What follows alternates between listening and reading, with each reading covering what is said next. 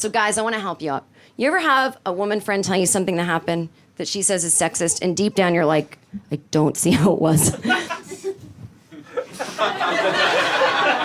I'm going to give you a tool, and this is going to actually be fun. It's a game you can play silently in your head. Coming to weeknights at 7 p.m. It's called Would a Cis-Het Man Say This to Another Cis-Het Man? And it's a great game show, and it's weird because the answer is always no. So I'll give you an example. So this is a real life story. I'm in an elevator on the road. I have a gig and I have a suitcase and it's filled with books because I was going to sell copies of my book after the show. And I don't know if women relate to this, but when you're getting in an elevator, you don't want to get in with a guy you don't know. And you don't want to get in with a group of guys that know each other. Both very scary. But I will get on an elevator with a guy and another guy who don't know each other.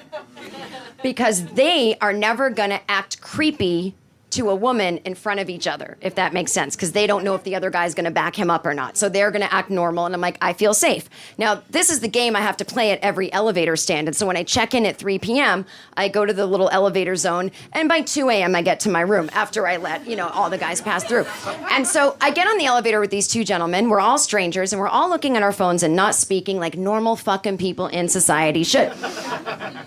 Now, one of the guys gets off the elevator, and I'm like, oh, shit, I've got to ride up alone with this other guy, 5 more stops. I'm like, how bad could it be? I forgot sexism only takes a second.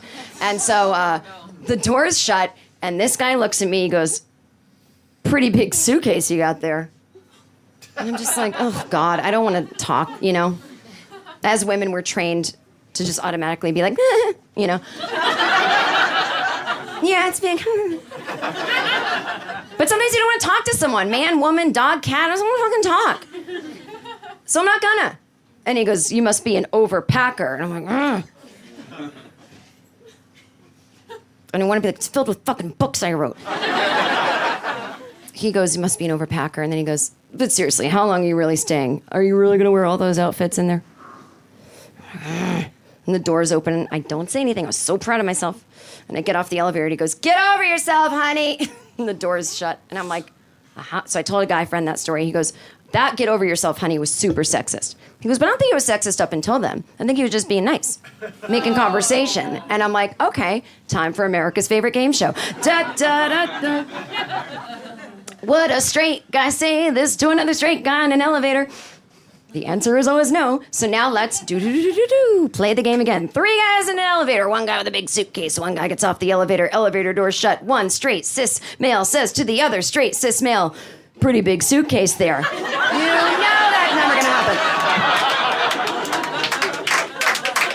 You must be an overpacker. All right, buddy. That's where that guy's getting fucking punched. Because that is when the other guy gets afraid that there's some homosexuality going on.